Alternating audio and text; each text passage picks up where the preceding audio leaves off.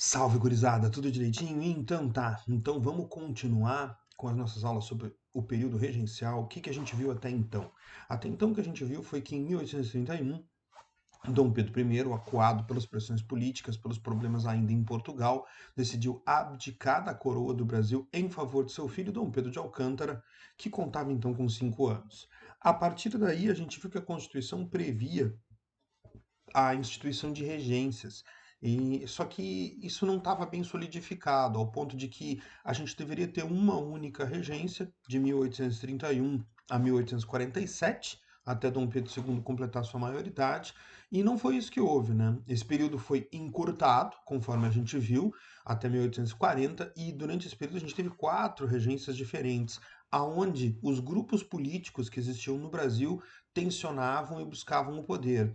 A grande disputa política, a grande discussão política que existia no Brasil no período, era a discussão entre centralização e descentralização do poder e das instituições, né? Então, muitos grupos dos ditos liberais, dos ditos progressistas do Brasil daquela época, achavam que o momento em que se estava sem imperador, o momento em que o poder moderador estava suspenso, era o momento ideal para promover as mudanças políticas que eles queriam e conseguir mais poder para as instâncias regionais, enquanto que outros grupos tentavam brecar esses avanços e tentavam manter o poder centralizado. Essa é a grande disputa do período. O que a gente viu? As regências trinas foram substituídas pela regência una e, por fim, a regência do Padre Fejó acabou substituída pela regência do Araújo Lima, e essas disputas políticas não conseguem chegar a um consenso, que acaba levando lá ao final ao golpe da maioridade, né? A antecipação da maioridade do imperador para tentar evitar uma catástrofe. Hoje a gente vai falar sobre algo que vai acontecer da metade para o fim do período regencial, que vai ser um dos fatores que vão levar à questão do golpe da maioridade, que são as revoltas do período regencial. O período regencial ele é um período muito tenso, é um período muito difícil, é um período de grandes revoltas acontecendo no país e outras nem tão grandes assim, conforme a gente vai ver. Essas revoltas todas, gente, elas têm algum conteúdo parecido. Elas têm algumas coisas em comum. E a gente vai falar um pouco disso agora. Depois a gente vai falar um pouco especificamente sobre cada uma delas. Percebam o seguinte, gente: o centro político do país é o Rio de Janeiro, né? O Rio de Janeiro ele é a sede da corte, ele é onde o poder centralizado está colocado. Os grupos políticos mais fortes, que não os do Rio de Janeiro, eles estão em São Paulo e Minas Gerais, que são inclusive geograficamente próximos, né? Então, as revoltas regenciais, a gente pode dizer que elas são revoltas periféricas, né?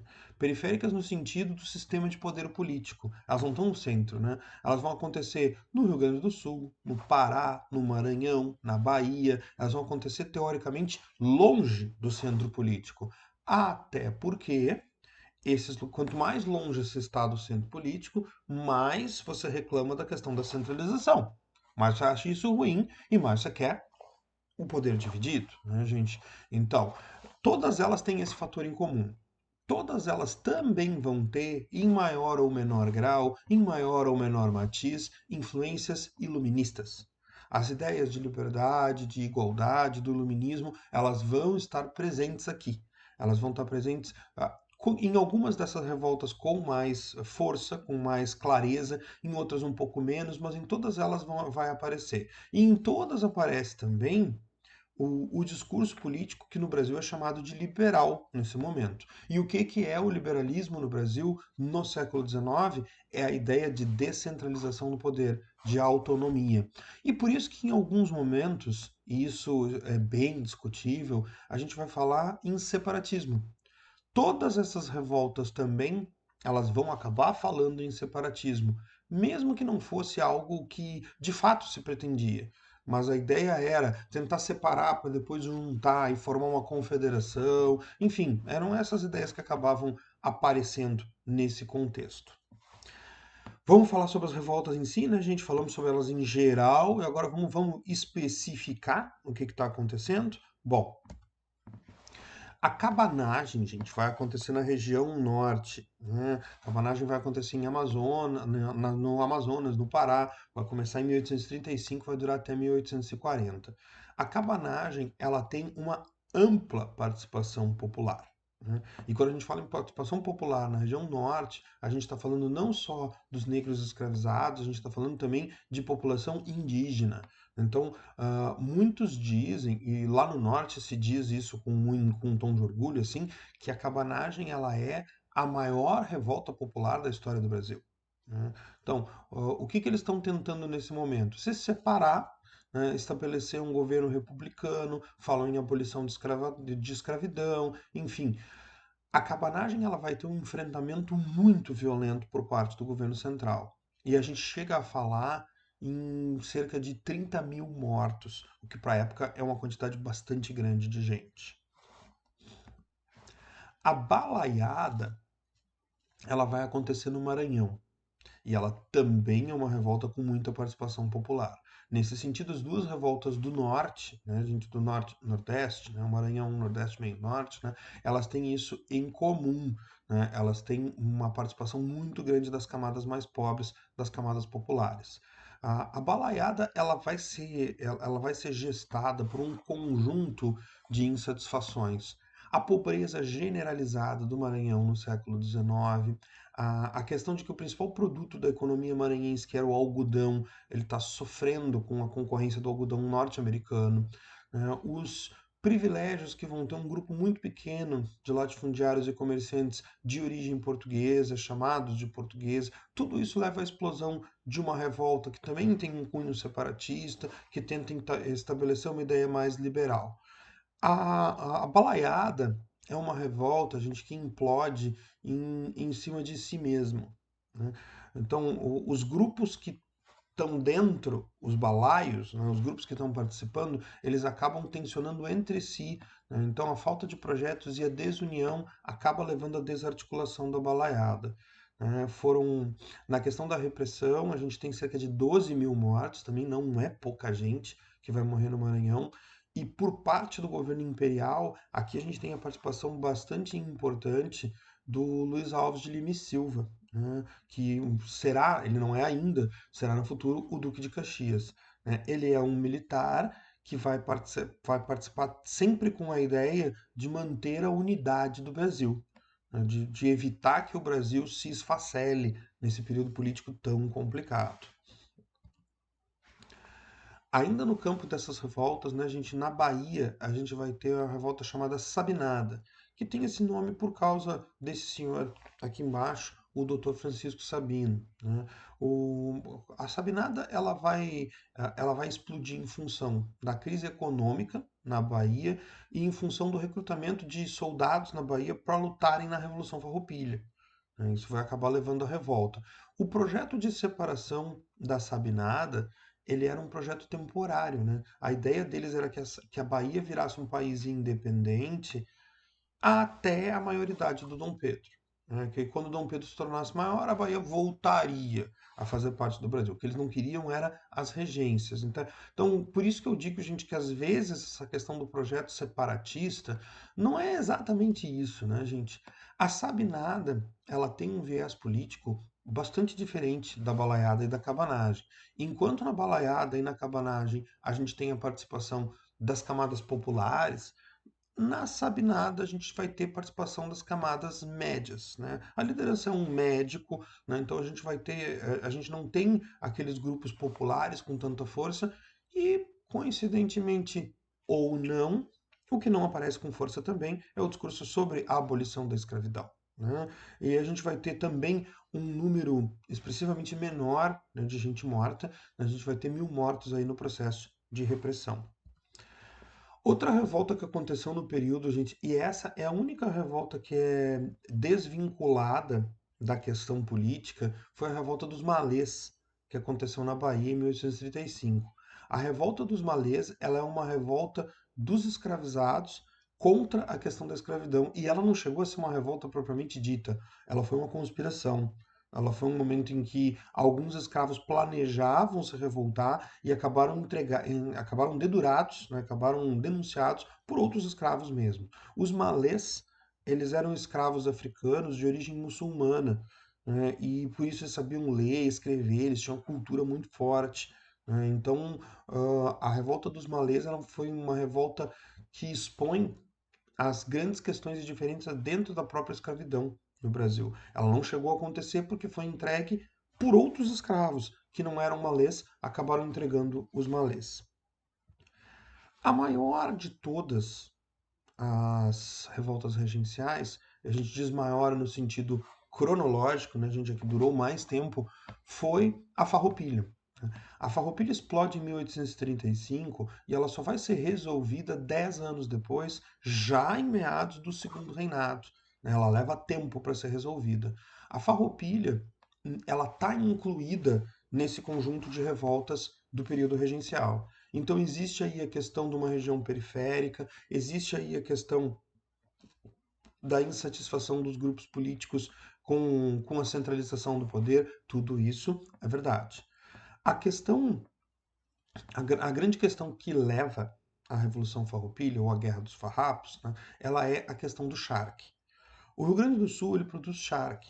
O charque gaúcho ele sofre com impostos muito pesados cobrados pelo governo imperial e ele sofre com a concorrência platina, a concorrência do charque produzido na Argentina e no Uruguai, né, que acabava entrando no Brasil por um preço bastante barato.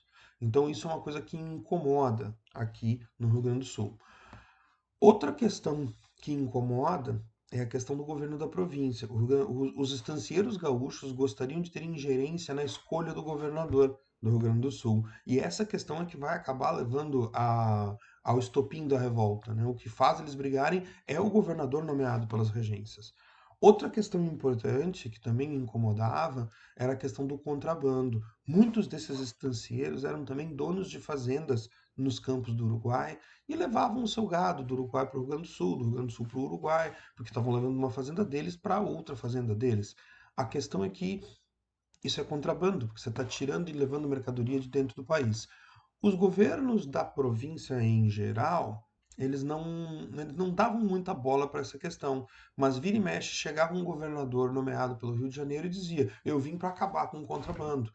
E aí era que os caras não gostavam. Enfim, junta todas essas insatisfações, né, com aquelas questões políticas do período, e no dia 20 de setembro de 1835, a revolta começa com a invasão de Porto Alegre.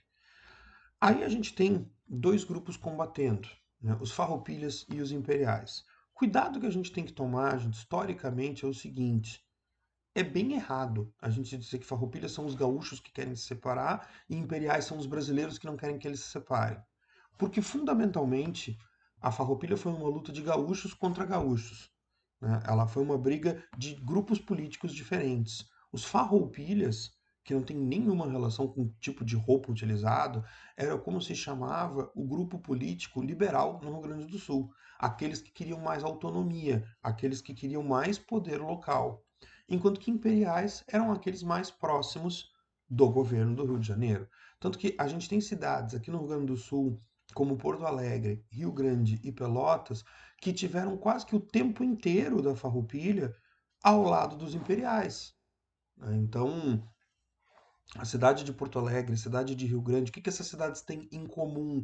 Elas são politicamente mais próximas do Rio, né, gente? Rio Grande é o porto, Porto Alegre é a capital, né? Então, a gente tem, na verdade, aqui a disputa entre centralização e descentralização. É isso que está sendo colocado aqui. As grandes lideranças que aparecem, todos esses são nomes de cidades, são nomes de rua no Rio Grande do Sul. A principal delas foi Bento Gonçalves da Silva. Bento Gonçalves era estancieiro, militar, ele foi o presidente indicado pelos Farroupilhas, ele liderou a Revolução Farroupilha a maior parte do tempo. O Bento Gonçalves era um cara que tinha suas ideias políticas, mas o grande mérito dele era justamente conseguir deixar essas ideias de lado para representar um grupo, que era esse grupo dos estancieiros. Ele era o cara que conseguia ter essa liderança desse grupo todo. Davi Canabarro, né, o meu parente, né, é outro estancieiro, seria a segunda liderança. Ele foi o cara que assumiu quando o Bento Gonçalves esteve preso, inclusive, e ele era o grande estrategista militar dos Farroupilhas. O Giuseppe Garibaldi, esse senhor da camiseta vermelha, participou depois do processo de unificação italiana, que a gente já viu. O Garibaldi ele representa um pensamento liberal muito mais forte. É um revolucionário, é um anarquista, é um cara que fala claramente na questão da abolição da escravidão. Enfim, ele é uma situação mais radical, né, nesse grupo. Ele vai participar, entre outras coisas, porque foi pago para isso, né? O Garibaldi ele é um militar que vendia o seu serviço, isso à época não era problema algum. A Revolução Farroupilha a gente se arrasta para dentro do Segundo Reinado e vai acabar resolvida numa paz negociada, a paz do Poncho Verde. O Império ele vai ceder a quase todas as questões quase todas as questões colocadas pelos Farroupilhas. A gente vai ter a elevação dos impostos do charque platino. Então, o charque argentino e o charque uruguaio, ele passa a pagar mais imposto, né, para entrar no Brasil. A gente vai ter a diminuição dos impostos no charque gaúcho, passa a pagar menos impostos. As lideranças militares da Revolução Farroupilha, elas vão ser incorporadas ao exército imperial, né, elas vão ser incorporadas ao exército do Império, o que para o Império também foi uma boa, porque o Império tinha todo um tensionamento político com a Argentina e o Uruguai. Então, ter um exército reforçado na região sul não é exatamente um problema, pelo contrário, né? Os gaúchos conquistaram tanta autonomia que o Império deu para eles o direito de escolher o próprio governador. E aí, vocês querem ver como essa paz foi negociada? O que aconteceu foi o seguinte: quem era até então governador do Rio Grande do Sul, nomeado pelo imperador? Luiz Alves de Lima e Silva, o Duque de Caxias. O governador nomeou ele, aliás, o imperador nomeou ele governador para ele resolver a questão, já que ele era a liderança militar na região. Ele negociou de tal forma que quando os estancieiros gaúchos tiveram o direito de eles escolherem o governador da província, quem que eles escolheram? O Duque de Caxias, né? Eles escolheram aquele que tinha sido indicado pelo imperador, né, para mostrar como a coisa estava acertada entre eles. Também aí a gente percebe, né, quando a gente vê que essa revolta durou 10 anos e teve 3.000 mortos, né, ela durou em termos de tempo muito mais tempo do que a cabanagem e ela teve 10% dos mortos, a gente vê como essa questão da negociação no final se acertou. O único item que o Império não aceitou das exigências dos farrapos foi a questão do perdão aos escravizados que haviam lutado. O Império Brasileiro ele tinha a ideia de não libertar escravos em circunstância alguma, para que isso não desse exemplo, né? Então, isso não se conseguiu. No final, os interesses dos estancieiros foram atendidos, os interesses das camadas mais populares não foram, né? E a gente, inclusive, tem uma situação de negros que tinham lutado na Revolução Farroupilha e acabaram emboscados e mortos numa situação conhecida como o Massacre de Porongos, onde tem muita polêmica envolvida nessa situação. Há uma discussão se pode ou não ter havido uma traição por parte dos farrapos, que poderiam ter entregado esses caras para o Império. Eu coloquei aqui embaixo, gente, o brasão da cidade de Porto Alegre, que é o que está no centro da bandeira, tá lá, essa bandeira que fica hasteada no pátio do nosso colégio, inclusive, e que tem uma faixa vermelha, onde está escrito Leal e Valerosa Cidade de Porto Alegre. Porto Alegre ganhou essa faixa de presente do imperador Dom Pedro II, que considerou Porto Alegre uma cidade leal justamente porque Porto Alegre se manteve durante todo o tempo das revoltas ao lado do Império. Então, aí a gente termina um pouco com aquele mito, né, de que os gaúchos brigaram com o Brasil. Não, é uma disputa política entre os poderes que existiam na região aqui nesse período. Certo, gente? Bom, meus queridos e minhas queridas, por hoje ficamos por aqui. Entramos na próxima aula no nosso segundo reinado, tá bom? Muito obrigado e até a próxima.